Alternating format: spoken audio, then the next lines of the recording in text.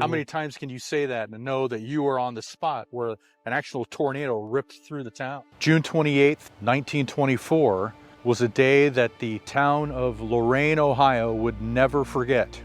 At 5:08 p.m., an F4 tornado came in off of Lake Erie at Lakeview Beach and then sped across town, destroying everything in its path. Today we're going to talk about that F4 tornado, the damage that it caused, and visit some of the sites showing some before and after pictures of the devastation. So if you're curious, let's take a walk through history.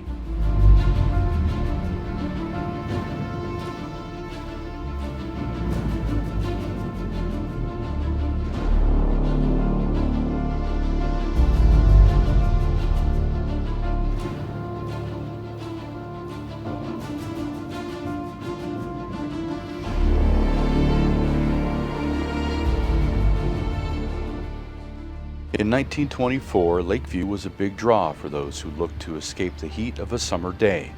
It presented a beautiful sandy beach, refreshing Lake Erie water, and a new two-story bathhouse that offered a private space where bathers could change comfortably from their everyday clothes to their swimsuits. And the bottom floor of the bathhouse opened directly onto the beach. On June 28th of that year, it was a very hot and humid Saturday, so droves of bathers flocked to the beach to escape the oppressive temps. Now, anyone who lives in Ohio knows to expect summer afternoon thunderstorms, so when the bathers saw a storm brewing over the lake, they paid little notice. These storms, after all, could come and go in the blink of an eye. But this was no ordinary afternoon thunderstorm.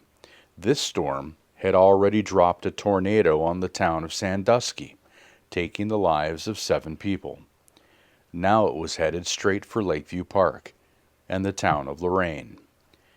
Once the storm darkened the sky above Lake Erie, people picked up their belongings and slowly headed toward the bathhouse. Then the wind picked up, and beachgoers looked on in horror as the finger of God descended from the storm clouds and began to rotate violently offshore. A massive tornado was heading straight for them. Some people raced for home, still wearing their bathing suits, while others headed to their cars or nearby houses. Most took shelter in the new 2-story concrete bathhouse. The tornado struck land at 5:08 p.m. So the tornado started across the lake in Sandusky at that point. It hit the beach right here at 5:08 p.m. and careened up this hill and hit the bathhouse dead on. The structure that you see below, the cement structure, is the original foundation of the bathhouse. Everything above, obviously, has been rebuilt. The bathhouse that did stand on top of that structure was tossed into the air and then came crashing back down upon itself. All of the beachgoers who took refuge in the bathhouse were now buried in rubble in the cement structure below. As the tornado careened across the parking lot, it began sucking up cars and people. Many were tossed through the air like rag dolls, falling into the water where they drowned in the now turbulent lake. Model Ts were flung through the air like toys and dropped into the churning, storm-ravaged waves, some ending up close to shore, others much farther out in the lake. The fate of the occupants of those cars was grim. Within seconds, Lakeview Park was completely obliterated. It looked as if a bomb had gone off. In the returning daylight, we could see that the bungalow next door had only a broken front window. But looking over toward the lake, we could see that the bathhouse at Lakeview Park was gone. More people were beginning to crawl out of their houses. Houses, including our own, that looked like piles of toothpicks.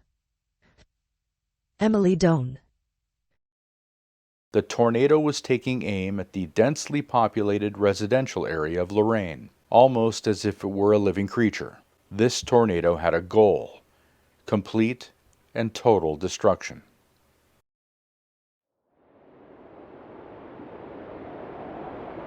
About the middle of late afternoon, I decided to go swimming, but my mother told me to wait until the impending dark clouds passed. The storm struck after 5, and I looked out at the maple trees in our yard about 6 inches in diameter.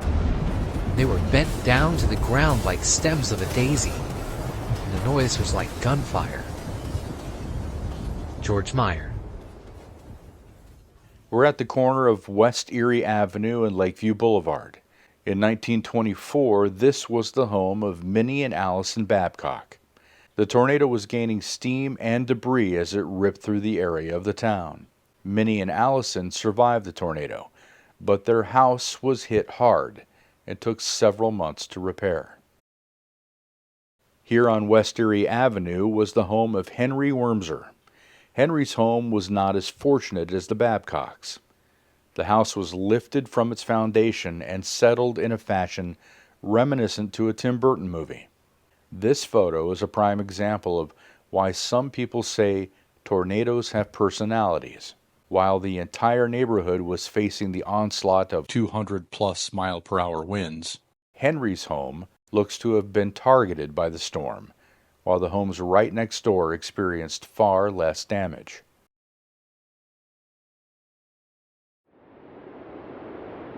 I remember looking out the bay window to my left. The glass had blown out and all I could see through the window was a blur of green tree branches, wires, and boards flying by. Then looking out the front door, I saw a garage tumbling down the street, flopping over and over on its sides until it collapsed, and the sides sailed away. At that point, I could see no more, because the porch roof pillars blew away and the roof swung down onto the porch floor. And then it was over. Deathly quiet. W.A. Lester. The beautifully ornate home of William and Frances McAllister on Oberlin Avenue had half of its century-old tree sheared off and the other half bent backward onto the roof of the front porch. Another testament as to how unfair tornadoes seem to behave. This house sits near the center of the twister's path, yet it and many of the neighboring houses suffered only minor damage. This house on Brownell Avenue bears little resemblance to what was left standing here after June 28, 1924. The home of William and Mary Connors was reduced from 2 stories to only 1. What you are seeing is the second-floor bedroom and bathroom, exposed to the elements, sitting on the ground floor. The Connors family and friends are helping to gather what belongings they can salvage from the rubble. I'm sure they even went back in to gather the toothbrushes that were still hanging above the bathroom sink.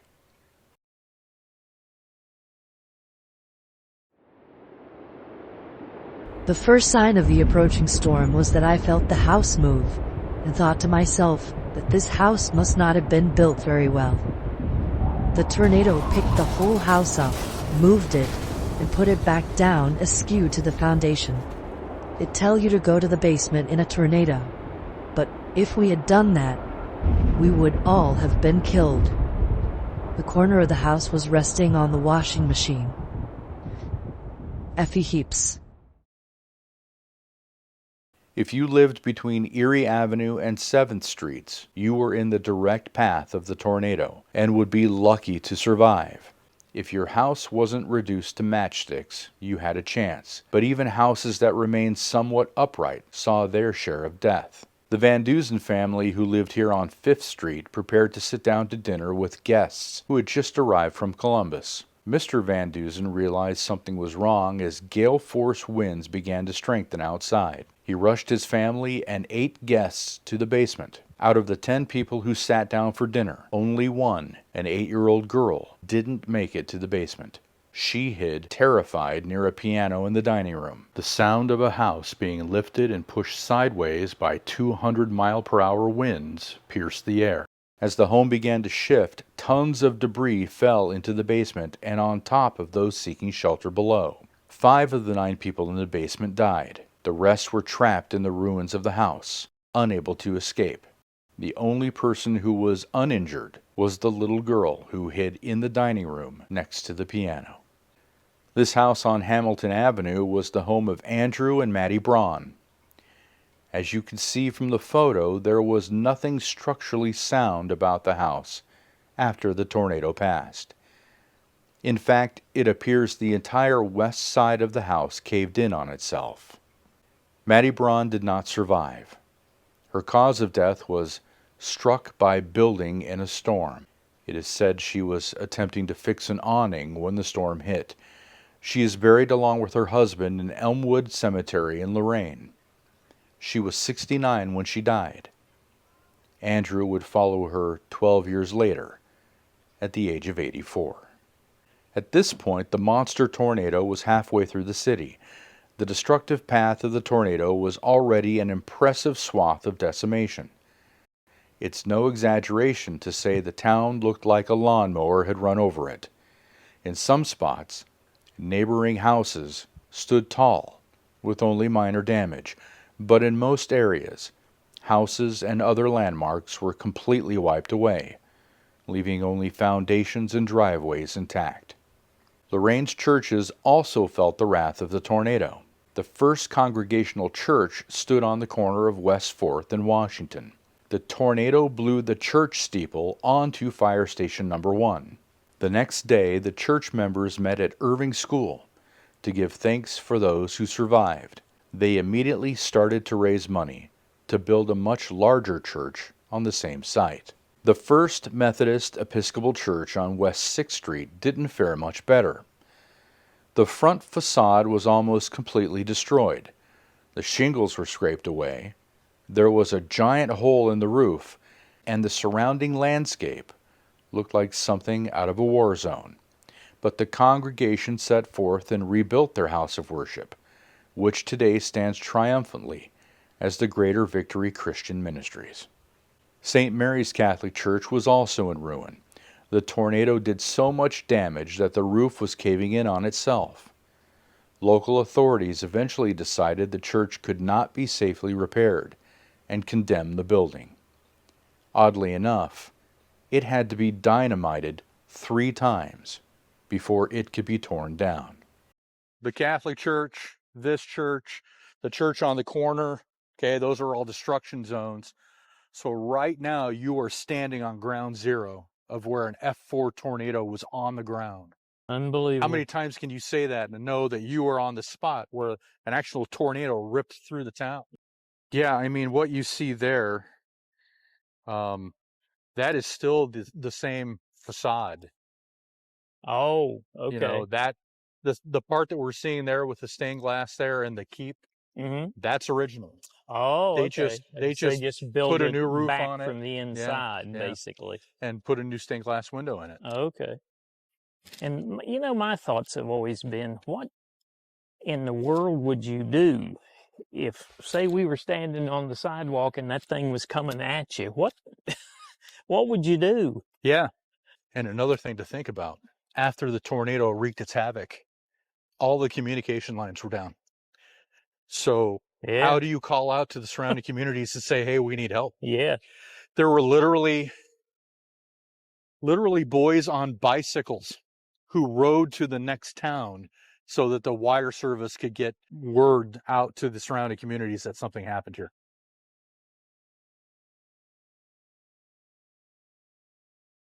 It took only 2 minutes for the monster F4 tornado to finish feasting on the residential area of Lorain.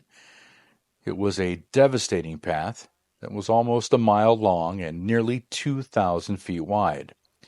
Now it set its sights on Lorain's business district.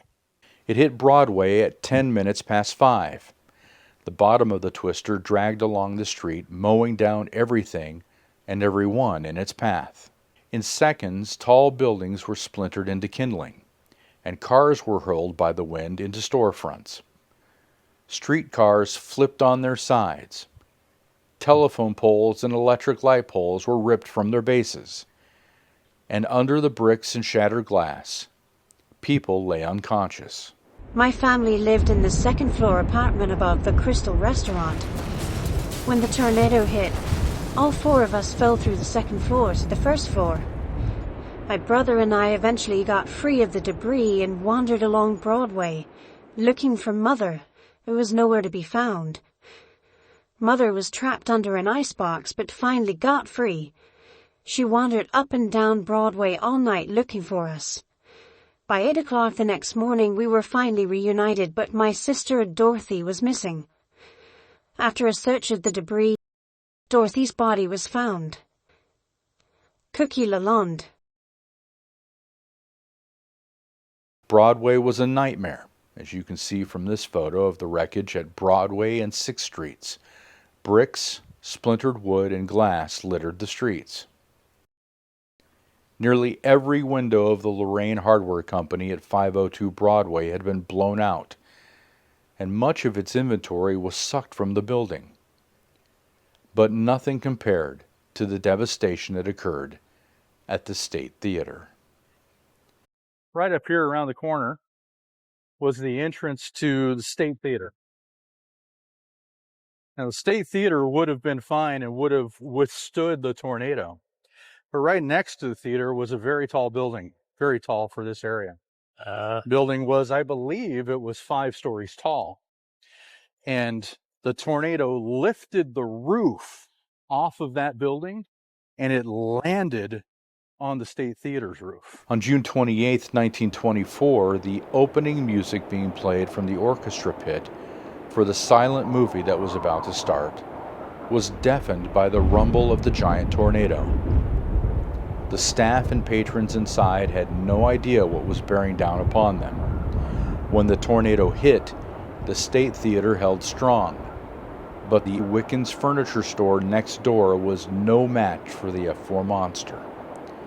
The weight of the Wickens building roof and some of its top floors concaved the State Theater, sending the 3 floors of apartments above the theater crashing to the main floor.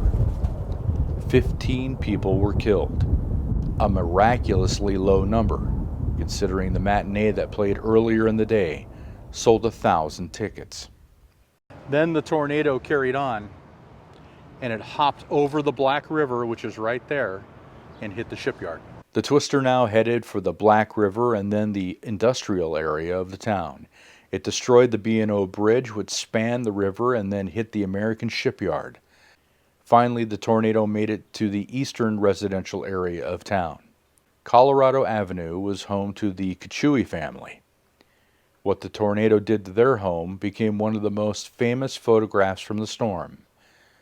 The tornado pushed the home from its foundation and rolled it onto its side.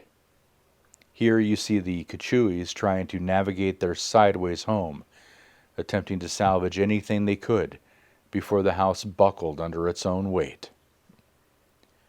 Soon the tornado would lift but be reborn in Portage County, Ohio, more than 60 miles away.